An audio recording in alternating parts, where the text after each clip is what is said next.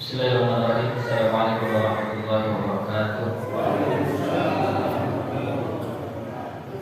Alhamdulillahirabbil alamin wassalatu wassalamu ala asyrafil anbiya'i wal mursalin wa ala alihi wa ashabihi rasulillahi ajma'in. Amma ba'd.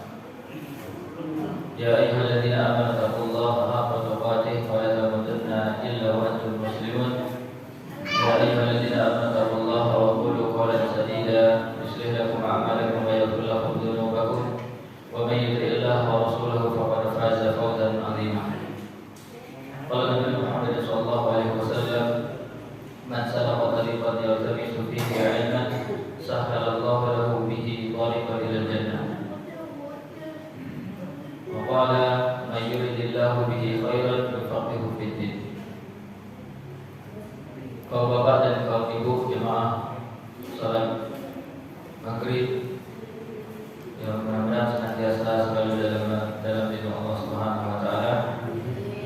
Alhamdulillahirabbil alamin. Marilah sama-sama kita panjatkan puji syukur kehadirat Allah Subhanahu wa taala atas semua nikmat yang Allah berikan kepada kita semuanya. Dan selawat serta salam kita tercurahkan kepada Rasulullah sallallahu alaihi wasallam. Allahumma shalli ala Muhammad wa ala ali Muhammad. Bapak Ibu yang dirahmati Allah Subhanahu wa taala, ini pertemuan kedua dalam materi yang sama, yakni melanjutkan materi kita bulan lalu, sebulan sekali. Insyaallah yang bulan kemarin masih ingat Pak ya? Insyaallah masih ingat ya?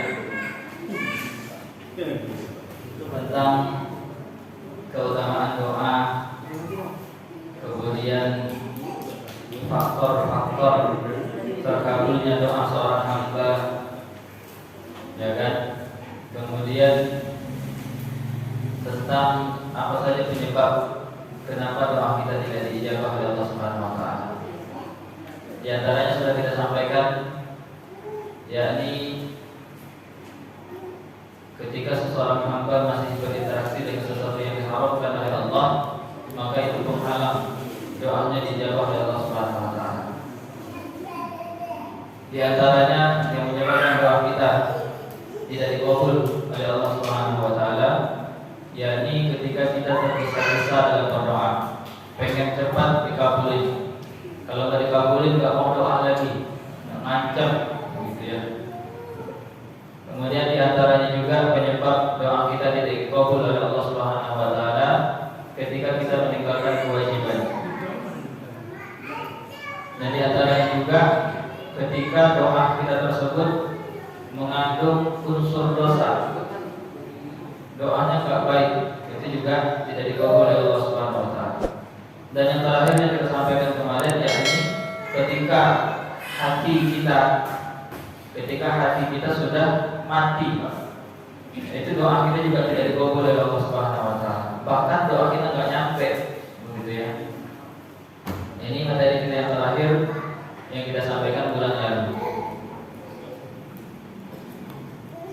Ketika tentang matinya hati seorang hamba, itu kisah ya, terjadi sebuah kisah kepada salah seorang ulama sufi ya, tapi sufinya masih sufi garis lurus Pak ya, bukan sufi yang ekstrem, tapi sufinya garis lurus. Beliau hidup pada zaman tabi'in, tetapi karena beliau tidak bertemu dengan sahabat, ya tidak bisa disebut dengan tabi'in. Karena syarat seseorang disebut dengan tabi'in, dia harus bertemu dengan sahabat. Tetapi beliau ini tidak disebut tabi'in. Kalau kita baca nama-nama tabi'in tidak ada nama beliau, tetapi beliau hidup pada zaman itu. Nama beliau adalah Abu Ishaq Ibrahim bin Adham. Siapa Bu? Abu Ishaq Ibrahim bin Adham. Ya. Beliau kelahiran Afghanistan. Ayahnya seorang raja, anak muda yang kaya raya pada saat itu. Salah satu hobi Abu Ishaq Ibrahim bin Adham ini ketika masih muda, ya sebelum menjadi ulama, itu berburu. Ya, hobinya berburu, anak raja, ya kan, hobinya berburu. Ini kisah sahabat beliau. Ketika suatu waktu di dalam hutan sedang berburu, itu ada suara yang tidak ada sumber suara tersebut, entah di mana, tapi suaranya beliau dengar. Ya, suara tersebut mengatakan, alihada khuliqta, apakah untuk ini kamu diciptakan? Bingung dia, ya, suaranya dari mana? Pertanyaan juga kayak begitu, apakah untuk berburu kamu diciptakan? Gitu ya. Setelah kejadian itu dia taubat, kemudian menuntut ilmu, dia jadilah seorang ulama yang besar. Ya, ulama yang zuhud terkenal pada zamannya. Namun kejadian tentang matinya hati seorang hamba tersebut itu kejadiannya di Basrah. Ya, ketika beliau melewati pasar Basrah, itu beberapa penduduk Basrah datang kepada beliau. Kemudian mereka bertanya, ya, wahai imam, bukankah Allah Subhanahu wa taala di dalam Al-Qur'an berjanji kepada kita semua, ud'uuni astajib lakum. Berdoa kalian kepadaku, niscaya pasti akan aku ijabah doa kalian. Namun yang terjadi wahai imam, hingga detik ini tidak ada satu pun doa kami yang diijabah oleh Allah Subhanahu wa taala. Ya, ini permasalahannya, Pak. Selama ini doa mereka tidak pernah dikabul oleh Allah. Padahal Allah berjanji di dalam Al-Quran, ud'uuni astajib lakum. Berdoalah pasti aku ijabah. Ya, apa penyebabnya wahai imam? Ya, apakah ayat Al-Quran yang salah? Begitulah kurang lebih. Apa memang Allah tidak dengar doa kami? Apa jawab beliau?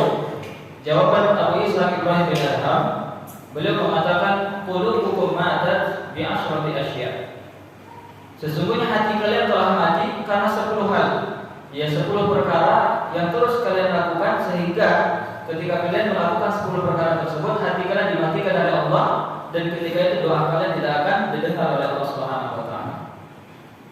Ketika kita baca 10 hal tersebut, ya menurut saya ini bukan hanya perlakuan penduduk Basrah, Pak. Ya, menurut saya ini juga sampai ke penduduk kita. Ya, ke Indonesia, bahkan ke ini kelurahannya Pak. Ya. Saya rasa juga sampai ke sini, ya, perbuatan penduduk Basrah ini. Makanya perlu kita ketahui, ya, dengan tujuan setelah kita mengetahui bahwa 10 perkara tersebut bisa mematikan hati kita, ya kita hindari supaya hati kita dihidupkan kembali oleh Allah, dan ketika itu doa kita dijawab oleh Allah Subhanahu wa taala. Ya. Coba kita ya sama-sama pelajari satu persatu. Yang pertama kata beliau, araftumullaha wa lam tu'addu haqqahu. Kalian kenal siapa Allah, tetapi kalian tidak menjalankan hak-haknya. Kalian kenal siapa Allah, tetapi tidak menunaikan hak-hak Allah. Ini perkara yang pertama, Pak. Ya, kita kenal siapa Allah yang menciptakan kita, yang menurunkan hujan, ya, yang menciptakan langit, menciptakan alam semesta, yang memberi, yang melakukan segalanya di dunia ini. Ya, tetapi kata beliau, kalian tidak menunaikan hak-hak Allah. Nah, itu penyebab pertama hati kalian dimatikan oleh Allah Subhanahu wa taala, kata beliau. Apa hak yang paling utama? Hak Allah atas kita, Pak. Hak kita atas Allah itu apa? Hak Allah atas kita. Ya, haknya Allah atas kita itu apa? Disembah, gitu ya. Iya. Ketika Rasulullah bertanya kepada Mu'adz bin Jabal, "Ya Mu'adz, atadri ma haqqullah 'alal ibad?" Wahai Mu'adz, kamu tahu enggak apa haknya Allah atas hamba? Kata Mu'adz, "Allah wa rasuluhu a'lam." Nah, ini jawaban paling benar. Allah dan Rasulnya paling tahu. Kata Rasulullah, hak Allah atas hamba ayya'buduhu wa la yusyriku bihi syai'an. Ya, haknya Allah yang paling utama atas seorang hamba adalah hendaklah mereka menyembah Allah dan tidak melakukan syirik kepadanya. Ya, Pak? Dan ternyata untuk itu kita diciptakan. Kita diciptakan itu hanya untuk itu. Ya, dalam surah Az-Zariyat Allah Subhanahu wa taala berfirman, "Wa ma khalaqtul jinna wal insa illa liya'budun." Tidaklah aku menciptakan jin dan manusia kecuali untuk beribadah kepada-Ku, kata Allah. Ya. Dari Nabi Adam diutus, ya, beberapa rasul setelahnya sampai Muhammad SAW. Itu setiap umat pasti Allah utus rasul dan menyampaikan hak Allah itu tadi. Tidak ada tugas yang lain. Tugas utama para rasul menyampaikan kepada para pengikutnya adalah untuk mentauhidkan Allah Subhanahu wa taala. Kata Allah Subhanahu wa taala dalam surah An-Nahl, "Wa laqad ba'atsna fi kulli ummatin rasula an ibudullaha wajtanibut taghut." Sungguh setiap umat itu telah kami utus rasul. Dan tugas paling utama rasul adalah hendaklah mereka menyembah Allah dan meninggalkan dan menjauhi para taghut. Jadi setiap para rasul tugasnya itu adalah menyampaikan haknya Allah, ya, untuk disembah. Dan ini yang banyak kita lupakan. Kita kenal Allah itu siapa, tapi banyak di antara kita yang tidak mau beribadah kepadanya. Ya, bahkan tidak sedikit orang-orang yang mensyirikkan Allah Subhanahu wa taala, naudzubillah dari. Ya, bahaya Pak. Kalau sudah masuk kepada kategori syirik perbuatan kita, itu sudah ya kesyirikan, dosa yang paling besar adalah syirik. Jadi anak-anak muda kita sekarang, ya teman-teman anak-anak muda yang punya handphone, kan sekarang lagi viral juga itu. Ya minta doanya sama siapa? Sama hujan. Ya hujan turunkan aku ini, begitu ya. Itu syirik Pak. Walaupun main-main, ya walaupun niatnya main-main, ketika dia minta sesuatu selain kepada Allah, itu syirik. Ya mintanya sama hujan. Ya, itu syirik.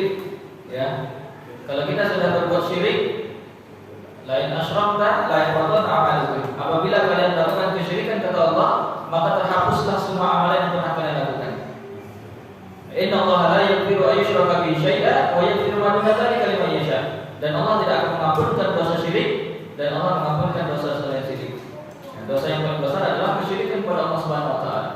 Jadi masih banyak di antara hamba-hamba Allah yang mereka kenal Allah tetapi tidak menunaikan haknya, yakni menyembah Allah Subhanahu wa taala. Banyak di antara kita yang menyembahnya bukan kepada Allah tapi kepada pohon besar, ya kan?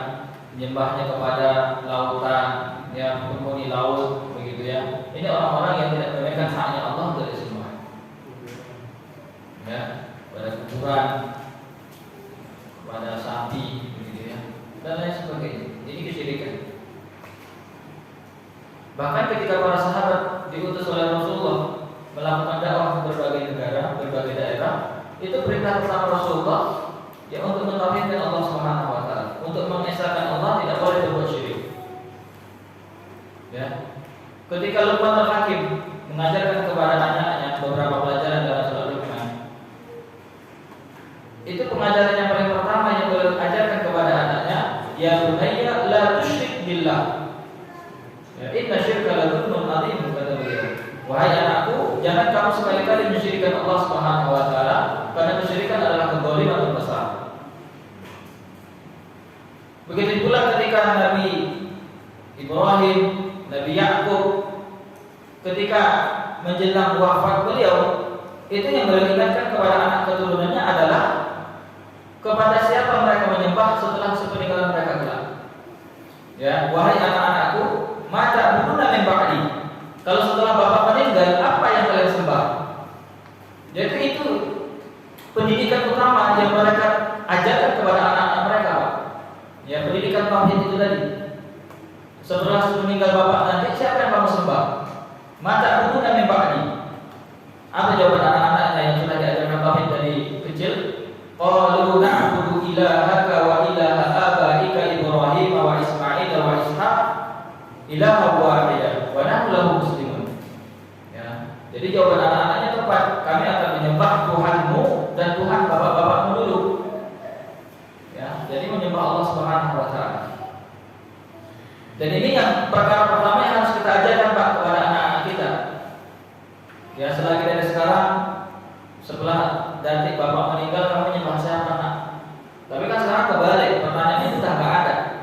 Ya, nanti kalau bapak meninggal kamu makan apa nak? Ya, kamu kerja di mana nak?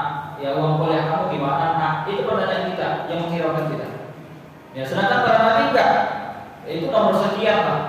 Ya, yang dikhawatirkan bagi mereka, mata bukan min ba'di, setelah bapak enggak ada, kalian menyembah siapa lagi? Ya, ini yang mereka khawatirkan atas keturunan mereka. Ya.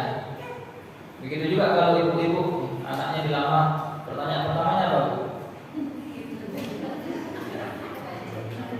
kawan duluan, jawabannya udah ketebak begitu ya. Udah lulus kuliah, nah, kerja di mana, tadi kesini naik apa, gaji per bulan berapa, sekarang tinggal sama siapa, gitu ya. Kalau masalah sholat 5 waktu ke masjid itu nomor 37. Hafal Al-Quran berapa juz nomor 45 lah, gitu ya. Yang pertama ya itu tadi, gitu ya. Misalnya ya, mindset seperti ini harus dibuang. Jemaah yang dirahmati Allah Subhanahu wa taala, itu perkara yang pertama kata beliau yang menyebabkan hati kita dimatikan oleh Allah ketika kita memang kenal Allah tetapi tidak mau beribadah kepadanya. Ya. Orang-orang kafir Pak, pada zaman ya, ketika Rasulullah diperintahkan oleh Allah untuk bertanya kepada orang-orang kafir Quraisy, mereka kenal Allah itu siapa? Ya. Walain sa'altahum man khalaqa samawati wal ardh la yaquluna Allah. Coba kamu tanya Muhammad kepada mereka, siapa yang menciptakan langit dan bumi? Pasti mereka menjawab Allah. Ya, tapi kenapa mereka kafir? Karena mereka nggak mau beribadah sama Allah. Mereka kenal tapi nggak mau ibadah sama Allah. Ya. Ini perkara yang pertama yang menyebabkan hati kita dimatikan oleh Allah. Kita kenal Allah, ya, tapi masih banyak di antara kita yang tidak menunaikan hak Allah, yakni beribadah. Padahal untuk itu kita diciptakan, bukan untuk yang lain. Kita diciptakan oleh Allah, dikasih umur sampai 50-60 tahun, ya diberikan fasilitas mewah, punya mobil, ya punya harta, ya, punya segalanya. Itu bukan untuk yang lain-lain Pak, hanya untuk menyembah Allah Subhanahu wa taala. Ya, tapi banyak di antara kita yang salah menggunakan fasilitas tersebut. Cuma yang dirahmati Allah Subhanahu wa taala, itu yang pertama Pak. Ya. Yang menyebabkan hati kita dimatikan oleh Allah ketika kita memang kenal Allah, tetapi kita tidak menunaikan haknya. Ya, hak kita sebagai hamba. Hak Allah sebagai Tuhan, gitu ya, sebagai Allah. Kemudian apa haknya kita atas Allah? Rasulullah bertanya, "Mahaqqum alaih?" Apa hak kalian atas Allah? Sama jawaban Mu'adz juga sama Pak. Allah wa Rasuluhu a'lam. Kemudian Rasulullah mengatakan, "Allah yu'adzibakum." Ya, Allah tidak mengadab kalian. Dalam riwayat yang lain, "Allah yu'adzibakum." Ya, Allah tidak akan mengadab kalian selama kalian tidak mensyirikkan Allah. Selama manusia tidak mensyirikkan Allah, maka Allah tidak akan mengadab mereka. Dalam hadis yang lain, itu haknya kita atas Allah. Kemudian yang kedua, yang menyebabkan hati kita dimatikan oleh Allah Subhanahu wa taala, kata Abu Isa Ibrahim bin Adham, "Za'antum annakum tuhibbuna Rasulullah sallallahu alaihi wasallam, tsumma taraktum sunnatahu." Ya. Kalian mengaku mencintai Rasulullah sallallahu alaihi wasallam, tsumma taraktum sunnatahu, tetapi kalian meninggalkan sunnah-sunnahnya. Ya, kalian mengaku cinta sama Rasul tapi meninggalkan sunnah-sunnahnya. Ini juga menyebabkan hati kita dimatikan oleh Allah.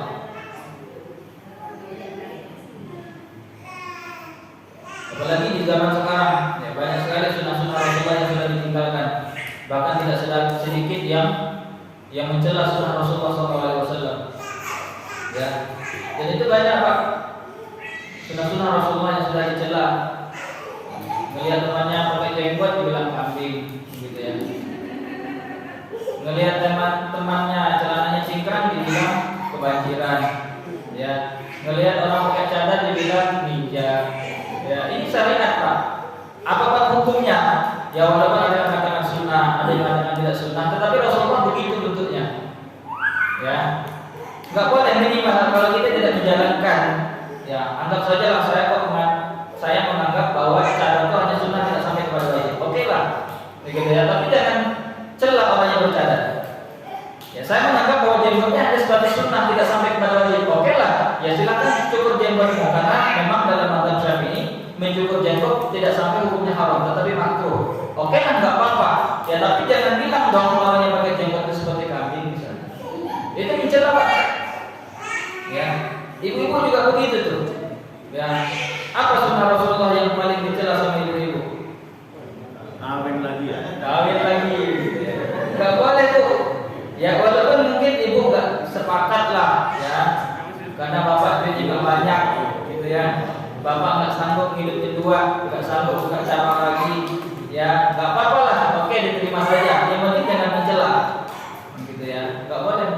menyimak dan mencela.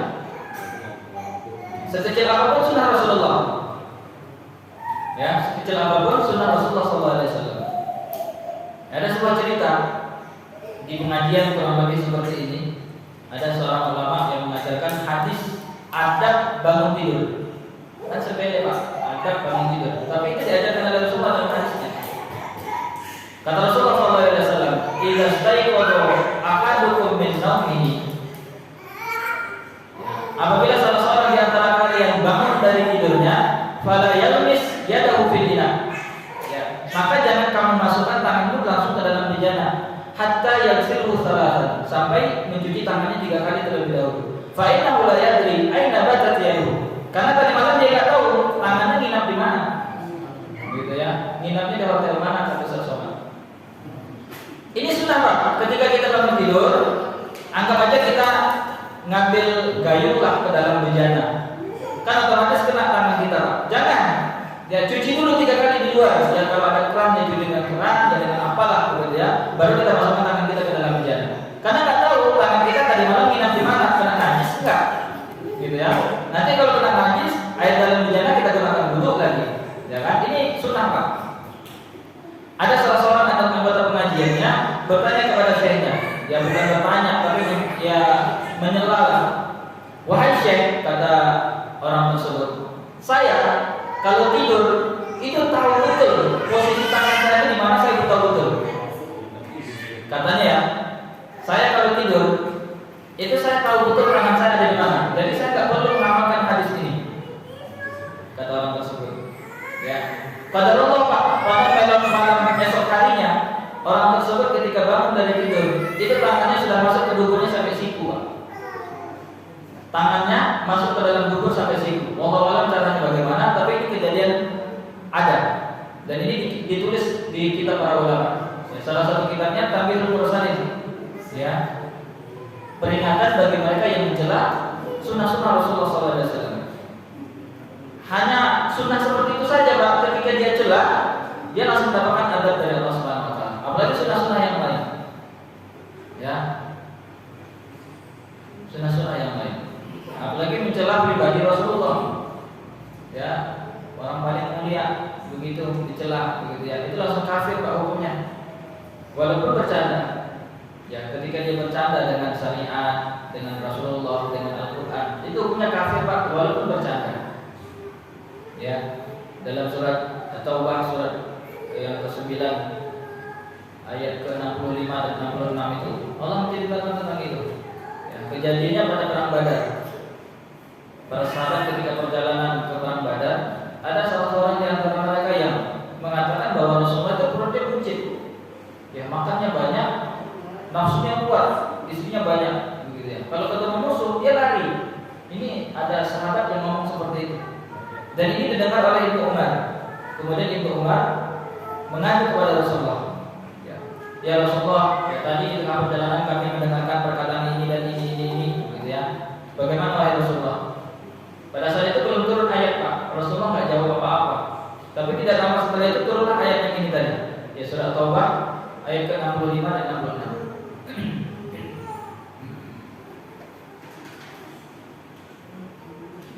Wala yasa'alahum la yaquluna inna kunna naqudu wa nal'ab. Wahai Nabi Muhammad, tentang perbuatan tadi itu ya, kejadian itu tadi, ayat itu. Wahai Nabi Muhammad, kata Allah SWT, seandainya pun kamu bertanya kepada mereka, mereka pasti mengatakan kunna naqudu wa nal'ab. Sungguh tadi kami cuma main-main saja, bergurau, begitu ya. Tapi berguraunya membawa pribadi Rasulullah. Apa jawaban Allah SWT? Ya, keputusan Allah atas perkara ini, la ta'tadiru qad kafartum ba'da imanikum. Udahlah kalian enggak usah banyak alasan karena sesungguhnya kalian telah kafir setelah kalian beriman. Ya. Kafir langsung Pak setelah beriman ketika dia hanya bercanda dengan pribadi Rasulullah SAW. Ya. Begitu juga dengan sunnah-sunnah beliau. Tidak boleh kita bercanda dengan sunnah Rasulullah SAW. Itu yang kedua, mengaku cinta sama Rasulullah tapi meninggalkan sunnah-sunnahnya. Ya. Apapun itu sunnahnya dalam kehidupan. 24 jam kita itu selalu ada sunnah Rasulullah SAW, Pak. Ya, makanya Allah itu mengutus Rasul itu dari kalangan manusia supaya mudah dicontoh. Ya, misalnya kita keluarga, Rasulullah juga punya istri dan anak. Misalnya kita presiden, Rasulullah juga khalifah. Misalnya kita tentara, beliau juga memimpin perang kok, gitu ya. Misalnya kita pedagang, Rasulullah juga pernah berdagang kok, gitu ya. Jadi Rasulullah itu semua pribadinya bisa dicontoh, karena beliau manusia biasa seperti kita. Ya, mulai dari bangun tidur itu ada sunnah-sunnahnya yang diajarkan oleh Rasulullah SAW. Ya, sebelum sholat, ya, sholat subuh, ya, setelah adzan, ya, ketika sholat, pada sholat, ya, ketika menunggu waktu syuruk, ya, ketika duha, sebelum sholat zuhur, begitu. 24 jam semuanya diajarkan oleh Rasulullah SAW dan semuanya sunnah. Ya. Dan sunnah yang paling enak itu, Pak, yang pahalanya terus mengalir 24 jam tanpa henti, itu jenggot, Pak. Ya, jenggot itu sunnah yang 24 jam pahalanya terus mengalir tanpa henti. Kan nggak pernah ketika kita masuk kamar mandi jenggotnya ditinggal, atau ketika tidur jenggotnya kita lepas. Dia lengket terus, Pak, lekat. Ya, ini sunnah yang 24 jam pahalanya terus mengalir. Makanya dalam hadis Hambali beliau mengatakan bahwa mencukur jenggot itu hukumnya haram. Sesuai Fauzan juga ketika ditanya apa hukum mencukur jenggot, itu hukumnya haram. Tapi dalam mazhab Syafi'i, ya, itu hukumnya sebatas makruh, Pak. Bukan boleh ya, tapi makruh. Ya, makruh hukumnya ketika kita mencukur jenggot. Karena Rasulullah mengatakan, ya, khaliful Yahud, ya, selisih orang-orang Yahudi. Bagaimana caranya? Rapikan kumis, biarkan jenggot, kata Rasulullah. Dan ibu-ibu kayaknya juga senang sama, ya, suami-suami yang berjenggot daripada kumis yang tebal. Enggak juga. Oh, malah nggak suka. Ya, padahal yang menurut penelitian lelaki perkasa itu yang jenggotnya tebal.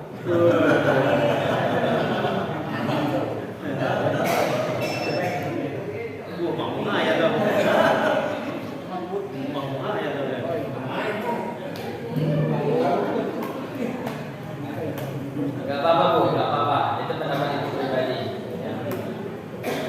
Gak apa-apa, pendapat masing-masing.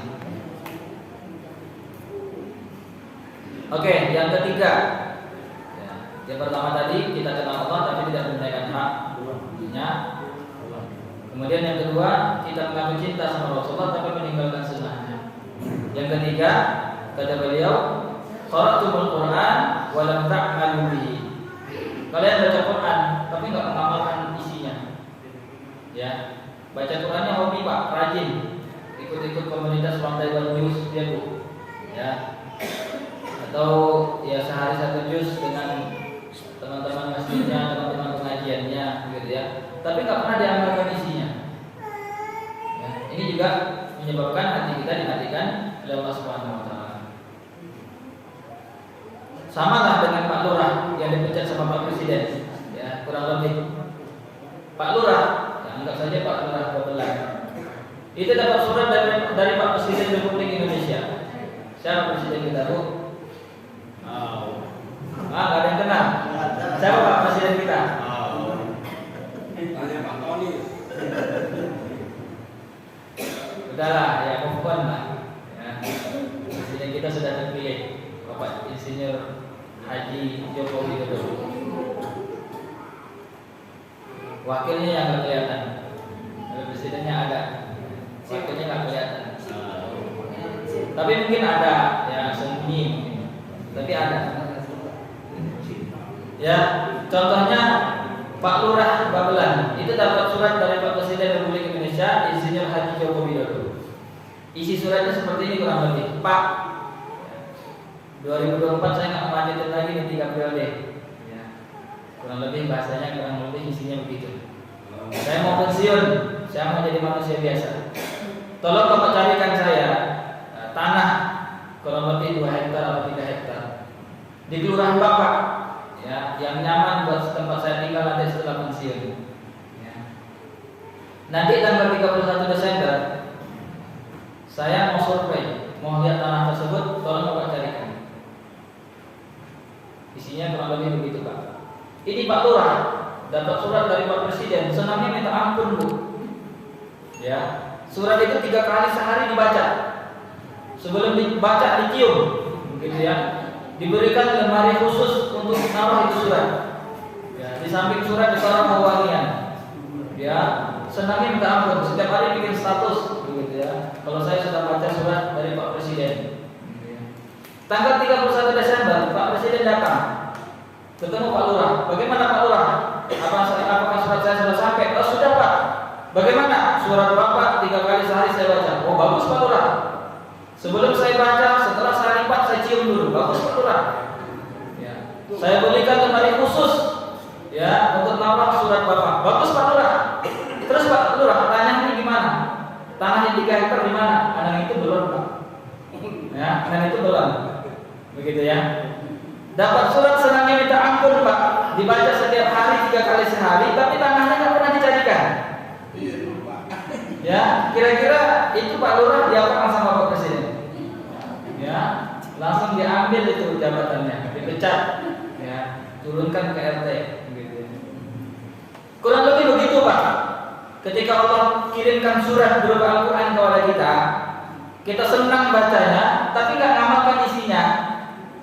Ya, kurang lebih pemisahannya seperti itu. Itu kira-kira orang begitu diapain sama Allah? Begitu ya. Paling tidak nanti di akhirat mereka akan dibutakan matanya oleh Allah Subhanahu wa taala. Ya. Dalam surat Thaha itu Allah Subhanahu wa taala mengatakan bahwa ya mereka akan dikumpulkan wa yusyaruna yaumil qiyamati a'ma. Ya, pada hari kiamat dikumpulkan dalam keadaan buta oleh Allah, dibangkitkan dalam keadaan buta. Qala rabbi lima hasyartani a'ma, kata mereka. Ya Allah, kenapa pada hari ini kami dikumpulkan dibangkitkan dalam keadaan buta? Qala kadzalika atatka ayatuna fanasitaha wa kadzalika al-yawma tunsa. Allah menjawab, dulu kami turunkan ayat-ayat kami, kalian melupakannya. Pada saat ini kami melupakan kalian, kata Allah. Ya.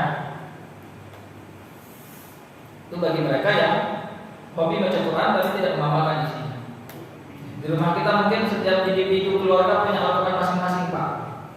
Ya, anaknya lahir bacakan Quran, ya nikahnya lahir bacakan Quran, anaknya khitanan dibacakan Quran, ya. Tapi ya masih banyak di antara kita yang melanggar isi Quran tersebut. Allah perintahkan sholat, kita nggak sholat. Ya, Allah melarang kita ghibah, kita malah hobi ghibah. Ya, Allah menantang bahkan mengajak perang bagi pelaku riba, kita malah demen banget sama riba. Ya kan? Ini artinya kita hobi baca Quran tapi tidak mengamalkan isi Al-Quran tersebut. Ya, ini yang menyebabkan hati kita dimatikan oleh Allah Subhanahu wa taala. Bahaya.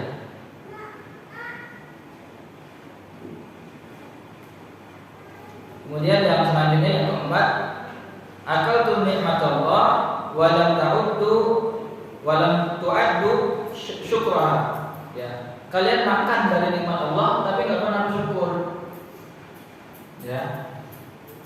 Makannya rajin gitu ya, nikmatin fasilitas Allah yang rajin tapi enggak pernah bersyukur kepada Allah Subhanahu wa taala. Ya. Jangan kayak korun. Ya, ini dikisahkan oleh Allah supaya menjadi pelajaran bagi kita. Korun itu hartanya banyak Pak, tapi terkenal bejatnya.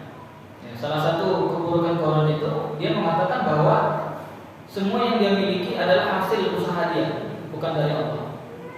Ya, inna ma utitu ala ilmin indi, bahwa semua yang aku punya ini atas usaha dan ilmuku, kata korun. Ya, dia lupa bersyukur pada Allah Subhanahu wa taala. Ya.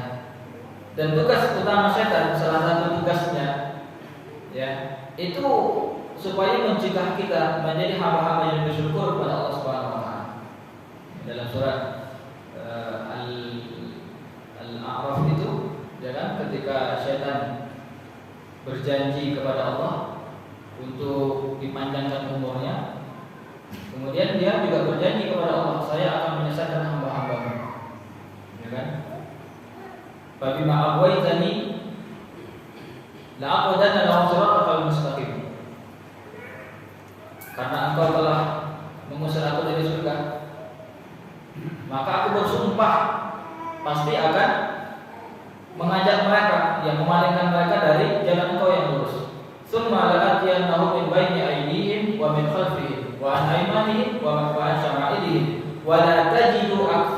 syakirin, kata iblis. Ya, pasti kamu tidak akan mendapatkan kebanyakan mereka bersyukur kepadamu. Ya, jadi salah satu tugas utama setan untuk memalingkan kita dari syukur kepada Allah. Ya, memang sedikit orang-orang yang pandai bersyukur itu sedikit. Wa qalilun min ibadi syakur, kata Allah. Sedikit sekali di antara hamba-hamba yang pandai bersyukur. Ya. Bagaimana bentuk syukur ketika kita diberikan umur panjang, ketika kita diberikan kesehatan, diberikan harta, diberikan anak, diberikan pasangan yang baik? Itu cara bersyukurnya seperti apa? Ya, supaya kita termasuk orang-orang bersyukur. Paling tidak kata para ulama, syukur itu ada 3 caranya. Ya. Yang pertama, syukur dengan hati. Syukur dengan hati caranya, ya kita mengakui bahwa semua yang kita miliki adalah dari Allah Subhanahu wa taala, bukan hasil usaha kita, Pak. Ya, jangan kita kira sekarang kita banyak duit karena kita bos perusahaan. Ya, jangan kira ketika kita sekarang banyak duit karena kita kerjanya banyak. Enggak, Pak. Ya. Kalau misalnya harta itu diberikan oleh Allah sesuai dengan kadar kebanyakan mereka bekerja, banyak mereka bekerja, maka yang paling kaya warkop 24 jam, Pak. Banyak kerjanya 24 jam full, sedangkan kita yang kantoran cuma 8 jam, ya kan? Kalau hitung-hitungan seperti itu, lebih kaya warkop, Pak, daripada orang kantor. Ya. Atau kalau harta itu hanya diberikan oleh Allah kepada mereka yang kerjanya paling berat, ya mungkin kuli bangunan, ya pekerja tol, jalan tol dan sebagainya. Ya. Atau kalau harta itu diberikan oleh Allah kepada mereka yang pendidikan yang paling tinggi, maka yang kaya ya mereka yang profesor, doktor. Tapi nyatanya enggak, Pak. Ada yang tamat SD kaya, ya kan? Ada yang kerjanya cuma sebentar kaya, ya kan? Ada yang mereka kerjanya cuma di kantor sambil nyandaran di kursi ngetik-ngetik sedikit kaya, begitu ya. Jadi semuanya itu bukan hasil usaha kita, tetapi memang itu dititipkan oleh Allah kepada kita. Jadi semua yang kita miliki harus kita sadari bahwa semuanya dari Allah. Jangan kayak orang tadi, seakan-akan dia punya ilmu, dia punya kekuasaan, kemudian dia kaya. Enggak. Ya, harta yang kita miliki, anak yang kita miliki, kesehatan yang kita punya, itu semuanya dari Allah Subhanahu wa taala. Ya, kemudian cara syukur yang kedua, itu bersyukur dengan lisan. Ya, banyak-banyak mengucapkan alhamdulillahirabbil alamin. Ya, alhamdulillahirabbil alamin. Banyak-banyak kita ucapin, Pak. Ya. Bahkan kalau kita bisa istiqomah, ya setiap air yang kita minum ucapkan alhamdulillah. Ya, setiap kita selesai olahraga ucapkan alhamdulillah, selesai makan alhamdulillah. Semua aktivitas yang memerlukan fasilitas dari Allah kita ucapkan alhamdulillah. Ini bentuk syukur kita yang kedua pada Allah SWT. Kemudian bentuk syukur yang ketiga, semua apa yang kita punya tersebut kita gunakan untuk mendekatkan diri kepada Allah SWT. Kalau apa yang kita punyai, harta yang kita punya itu tidak bisa mendekatkan kita kepada Allah, berarti kita tidak termasuk orang yang bersyukur dengan apa yang Allah berikan tersebut. Misalnya kita punya kesehatan, tapi nggak kita gunakan untuk sholat berjamaah. Ya, naik gunung sanggup, ya kan? Gunung didaki, ya, laut diseberangi, masjid dilewati, gitu ya? Enggak. Ya, berarti orang-orang seperti ini mereka tidak bersyukur dengan kesehatan yang Allah berikan kepada mereka. Karena diberikan kesehatan bukan malah menambah memperbanyak ibadah, tetapi gunakan untuk hal-hal yang lain. Berarti mereka tidak bersyukur dengan kesehatan yang Allah berikan kepada mereka. Atau ketika Allah berikan nikmat harta kepada kita, harta kita belanjakan untuk sesuatu yang tidak ada manfaatnya bagi kita. Ketika ada masjid, pembangunan masjid, ketika ada sedekah, bantuan bencana alam dan sebagainya, tidak pernah kita ikut nimbrung di situ. Berarti kita tidak bersyukur dengan harta yang Allah berikan kepada kita. Ya. Atau ketika kita punya mobil misalnya, mobil digunakan hanya untuk ya kalau ada weekend sama keluarga, ya ketika ada majelis taklim yang punya mobil nggak boleh. Berarti kita nggak bersyukur, Pak, dengan mobil yang kita gunakan. Ya, dengan mobil yang Allah titipkan kepada kita. Anak juga begitu. Anak itu adalah nikmat, Bu. Kalau anak kita didik ya, sampai mereka dewasa, kemudian mereka jauh dari Allah, berarti orang tuanya tidak mensyukuri nikmat Allah SWT sebagai yang dititipkan anak tadi itu. Jadi anak itu adalah nikmat yang harus kita syukuri. Salah satu syukurnya, jadikan mereka tumbuh dalam ketaatan kepada Allah Subhanahu wa taala. Itu orang tua yang bersyukur itu seperti itu. Ya. Kalau anaknya sampai gede jauh dari Allah, berarti orang tuanya tidak bersyukur. Ya, atas nikmat anak yang Allah berikan kepada mereka. Dan nikmat-nikmat yang lain tentunya. Ya, harus kita syukuri. Ya, ini bentuk syukur yang ketiga. semua yang kita punya, semua yang Allah titipkan kepada kita harus kita gunakan untuk mendekatkan diri kepada Allah Subhanahu wa taala. Ya. Apalagi kekayaan Pak, harta. Ya. Harta itu nikmat yang kelak di akhirat. Pertanyaannya dua. Kalau nikmat umur, kelak di akhirat pertanyaan cuma satu, umurmu kau habiskan untuk apa? Ya. Kalau ilmu, kita dikasih ilmu, itu pertanyaan di akhirat cuma satu, ilmumu kau gunakan untuk apa? Tapi kalau Allah titipkan harta, itu pertanyaan di akhirat dua. Hartamu kau dapatkan dari mana? Kau belanjakan untuk apa? Ya, harta itu luar biasa. Ya pertanggungjawaban kelak di akhirat. Ya, luar biasa. Tapi bahagialah ya mereka yang diberikan harta oleh Allah. Kenapa? Karena mereka dipercaya sama Allah untuk menjadi agennya di dunia. Maksudnya apa? Ketika Allah titipkan harta kepada kita, berarti Allah percaya ini hambaku, aku titipkan harta, kayaknya cocok nih jadi agen supaya dia bantu yang lain. Ya, jadi kita jadi agen Allah Pak. Kalau kita berbagi kepada yang lain. Kalau kita sudah dititipkan harta, kita cocok jadi agen Allah. Ya nanti Allah tambah lagi, bagikan yang lain. Allah tambah lagi, bagikan yang lain. Tapi ketika kita dititipkan harta, dipilih Allah sebagai agennya untuk membantu yang lain, malah tidak kita jalankan amanah tersebut. Makanya banyak Pak orang kaya yang tiba-tiba bangkrut, ya, yang perusahaan mereka tiba-tiba kebakaran, ya, yang ketika bisnis mereka tiba-tiba ya dikerjain sama temannya, ditipu dan sebagainya. Kenapa? Karena mereka nggak layak jadi agen Allah, dipecat lah kurang lebih begitu. Tapi kalau ada orang kaya yang terus-menerus kekayaannya ditambah sama Allah, yang berarti mereka cocok jadi agen Allah. Kasih kesempatan terus, ya, kekayaannya terus berlimpah, begitu ya. Tapi ada juga orang yang pelit, kekayaannya terus ditambah sama Allah, ini namanya istijrat Pak. Ya, istijrat itu ya udah naik terus naik begitu ya, nanti tiba-tiba boom dijatuhkan sama Allah. Ya, itu namanya istijrat. Sanastajrijuhum min haitsu la ya'lamun. Akan kami istijrat mereka kata Allah dari sesuatu yang mereka tidak ketahui. Ya, dikasih harta bukannya berbuat baik, malah dinikmatin sendiri, buat poya-poya, buat sesuatu yang berdosa. Ya, ada di antara mereka yang Allah terus tambah hartanya, tetapi suatu waktu ya ingatlah, ya itu istijrat, yang akan mendapatkan ya balasan dari Allah Subhanahu wa taala. Yang kelima kata beliau, "Qultum anna syaitana aduwwakum, qultum inna syaitana aduwwukum." Wawafaktumuhu. Kalian mengatakan bahwa syaitan itu adalah musuh kalian, tapi kalian malah ikut. Ya. Kita ngatain syaitan adalah musuh, tapi kita kadang-kadang kita ikut bujuk rayunya Pak. Ya.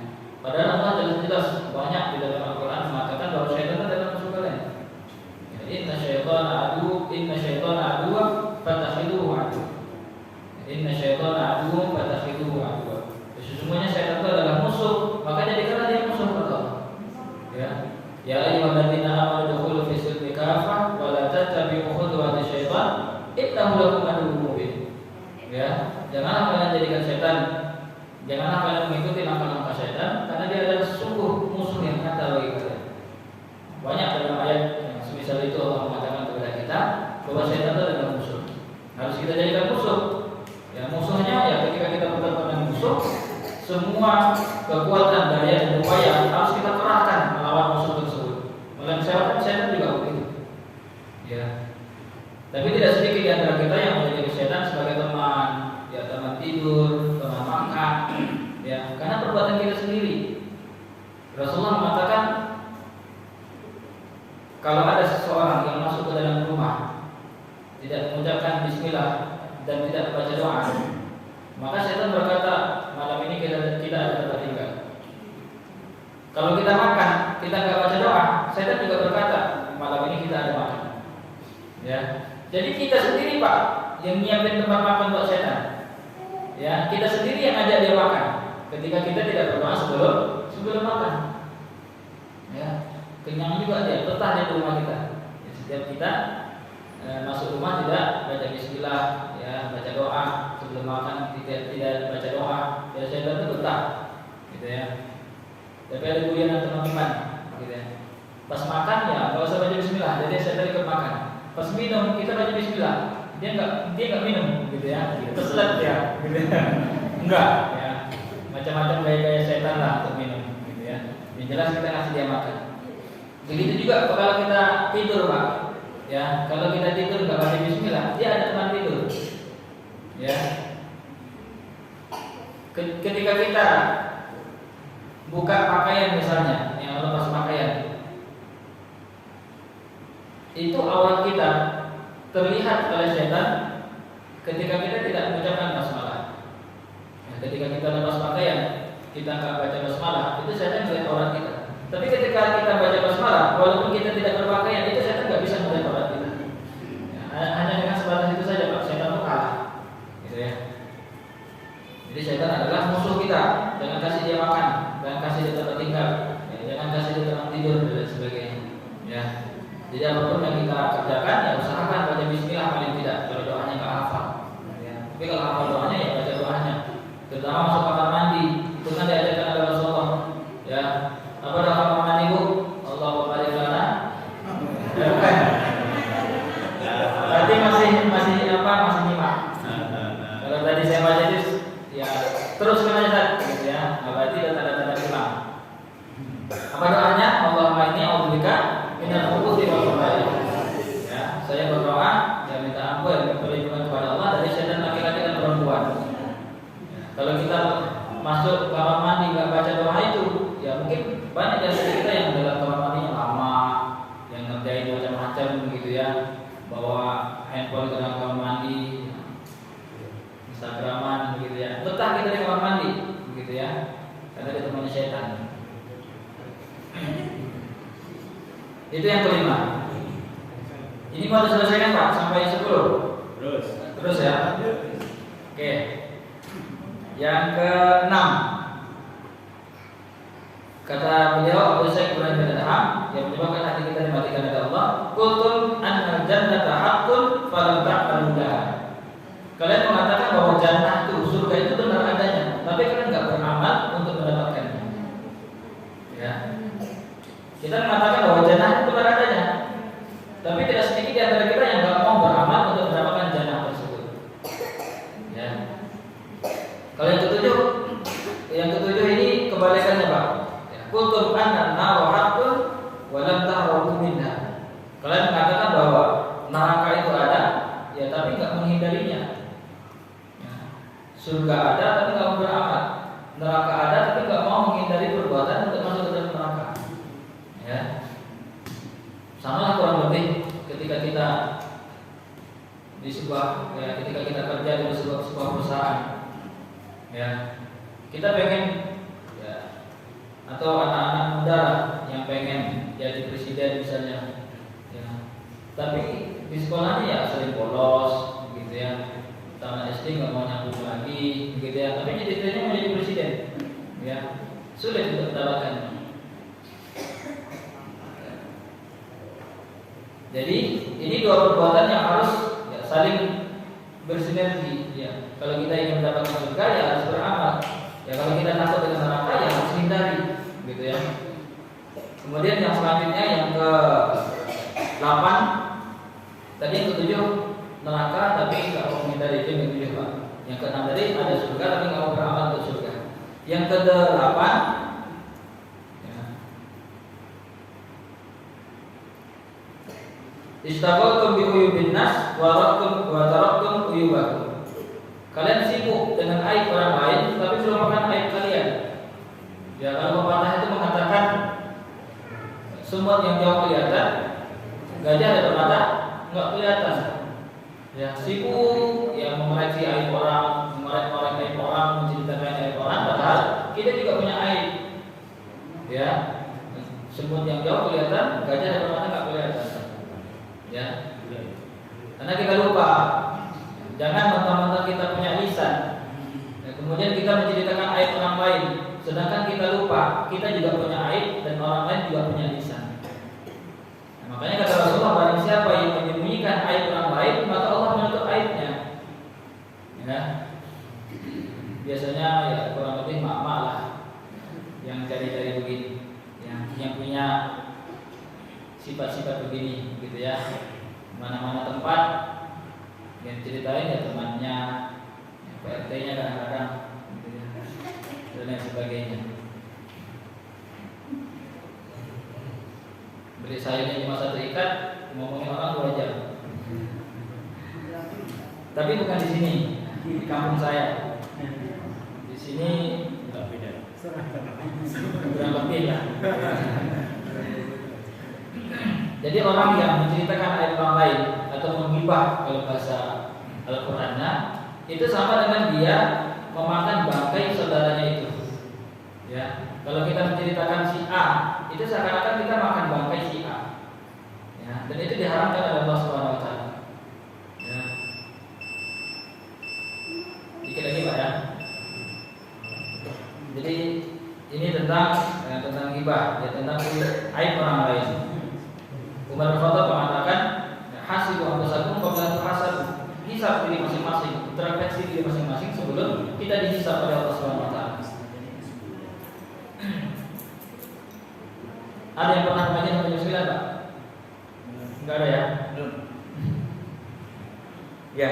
Oke, yang ke-10. Ini ke-10 ya? Oh, yang ke-9. Pengen cepat aja, pengen cepat.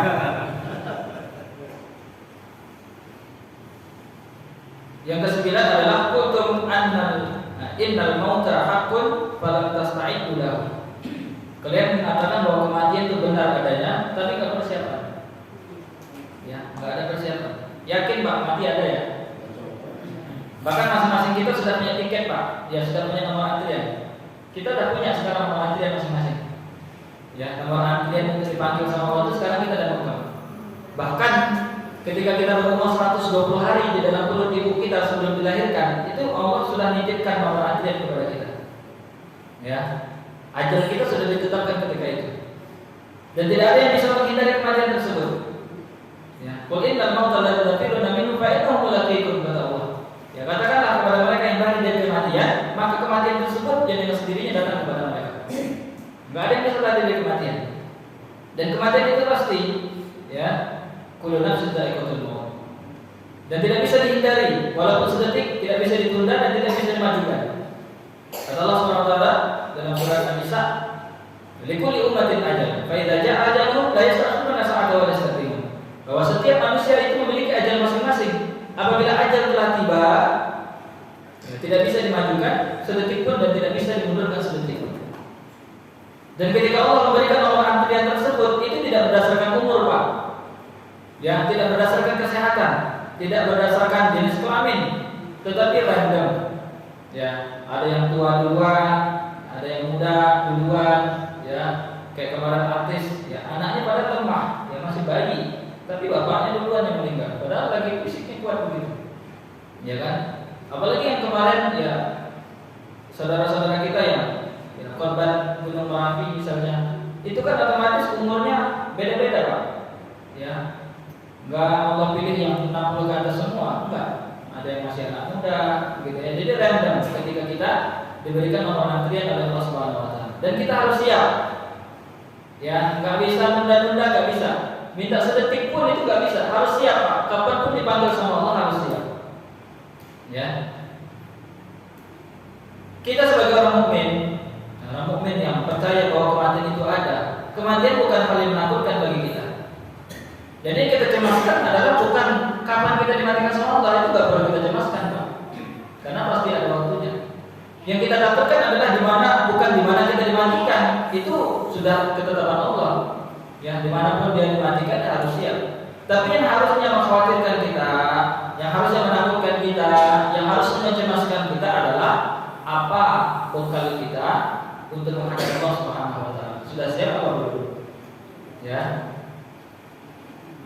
Sudah siap apa belum untuk bertemu dengan Allah? Dengan amalan sekarang kita punya, ya, dengan dosa yang sekarang kita pernah sering lakukan, sudah siap belum kita bertemu dengan Allah?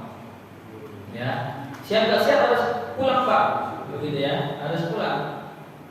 Dan kita harus siap menerima risiko apapun yang nanti Allah tetapkan kepada kita, ya. Dan ini adalah ciri orang yang cerdas kata Rasulullah. Ya Rasulullah ditanya oleh para sahabat, ya Rasulullah siapakah mukmin yang paling cerdas? Kata beliau, mukmin yang paling cerdas sifatnya ada dua. Yang pertama banyak mengingat kematian, yang kedua mempersiapkan bekal terbaik untuk hari setelah kematian mereka kelak. Ini orang paling cerdas dalam sunnah. Ya, ini orang yang paling cerdas, yang mempersiapkan bekal.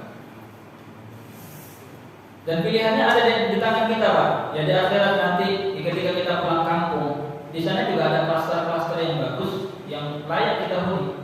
Ya, tetapi juga ada hukuman ya bagi kita yang selama di rantau tak persiapkan bekal apa-apa. Jadi kalau lebih permisalannya, semua kita sekarang dipaksa merantau. Dan kelak satu waktu kita semuanya dipilih sama Allah siap pulang kampung. Ya, siap nggak siap harus pulang kampung. Dan di kampung itu sudah Allah siapkan. Ya, ada tempat yang bagus, yang klaster bertingkat-tingkat, ada yang satu tempat yang tidak layak dihuni oleh manusia. Kalau sekarang kita dipersiapkan masih diberi waktu oleh Allah selama di perantauan, ya nabunglah kita. Ya, kira-kira tabungan kita nanti sampai ke sana pulang kampung kita sanggup beli klaster yang mana? Ya, kalau kita sanggup beli klaster yang bintang 7, ya alhamdulillah dengan tabungan kita. Tapi kalau kita selama di perantauan nggak pernah persiapkan tabungan, ya di perantauan bikin onar, ya nanti juga ada di kampung tempat kita, ya tempat yang tidak layak dihuni oleh manusia yang disebut dengan neraka. Ya, tapi kalau kita nanti pulang kampung pengennya masuk surga Firdaus, ya, sanggup nggak tabungan kita selama di perantauan untuk beli surga Firdaus? Ya, sekarang kita persiapkan karena sekarang kita adalah perantau semuanya. Ya, jadi kalau Umar bin Khattab berikan nasihat kepada anak muda, jadilah kamu di bumi seperti seorang musafir. Bagaimana musafir? Ya, untuk persiapkan bekal untuk pulang kampung, gitu ya. Jadi ketika kita sekarang di sini, itu kalau lebih misalnya seperti kita sedang di bandara, Pak. Ya, kita mau berangkat ke pulang kampung ke Surabaya misalnya. Ada nggak orang yang di bandara tadi ya bikin rumah bagus-bagus, gitu ya, kemudian bikin perusahaan selama dia di bandara, padahal cuma transit sebentar. Ya, nggak ada. Yang harus mereka persiapkan ya nanti pulang kampung saya mau bawa bekal apa, gitu ya. Harus menyiapkan bekal terbaik. Begitulah kita. Ya, jadi orangnya tertipu ketika dia sampai di bandara, dia malah nginap di situ, malah bikin pekerjaan, malah bikin kantor, bikin rumah bagus-bagus. Ya, sehingga dia lupa bahwa dia akan pulang kampung. Ya. Karena kita di bandara itu hanya transit untuk pulang kampung, gitu ya. Jangan tertipu ya, dengan dunia ya, sebagai tempat kita harusnya menabung, tetapi kita tertipu ya dengan tentunya dengan kecantikan dunia yang sudah tua ini kita banyak tertipu ya. Dan tidak sedikit ya di antara manusia yang mereka menjual akhiratnya hanya untuk mendapatkan dunia. Ya, namun tidak dari itu. Ya, ada ibu-ibu yang ke pasar bawa kambing, gendong kambing. Ya. Ditanya sama orang, "Bu, kambingnya buat apa?" "Saya mau jual, Pak. Anak saya diserang sakit di rumah mau beli obat." Kemudian ada ibu yang datang bawa anak. "Ibu mau kemana?" "Saya mau jual anak, Pak. Ya, kambing saya di rumah sakit beli obat." Jangan terlalu, Bu. Banyak orang yang seperti itu, yang mereka menggadaikan akhiratnya hanya untuk mendapatkan dunia. Ya, jual fatwa lah, ya yang menghalalkan yang haram lah, yang mengharamkan yang halal lah. Yang mereka menjual agama, menjual akhiratnya hanya untuk mendapatkan segelintir dunia. Ya. Kurang lebih begitu permisalannya. Ya. Jadi kita yakin bahwa kematian itu ada, harus kita persiapkan bekalnya. Apa saja bekalnya? Kalau nanti ada waktu ya kita sampaikan apa saja bekal-bekal terbaik yang kita bawa ya, untuk bertemu dengan Allah setelah kita dimatikan, setelah kematian kita. Kemudian yang terakhir, iya kan? Yang terakhir kan? Ya. Kepada teman semua, Pak. Nanti ayat misalnya kita berpendek supaya cepat pulang. Lapar semua kayaknya. Ada aroma-aroma laparnya. Kemudian yang terakhir adalah dafantum mautakum wa lam ta'tabiru bihim. Kalian sudah sering menguburkan mayat-mayat orang lain, tetapi nggak mengambil ibrah. Ya, nggak mengambil pelajaran atas apa yang kalian lakukan ketika mengkafankan ya atau menguburkan ya, orang-orang yang sudah meninggal. Ya. Assalamualaikum. Jadi ini yang terakhir ketika kita sering ya, melakukan tajhizul janaiz, memandikan mayit ya mengkafankan, mensolatkan, menguburkan, tetapi kita nggak ngambil ibrah. Ya, seharusnya itu kita jadikan pelajaran berharga, Pak.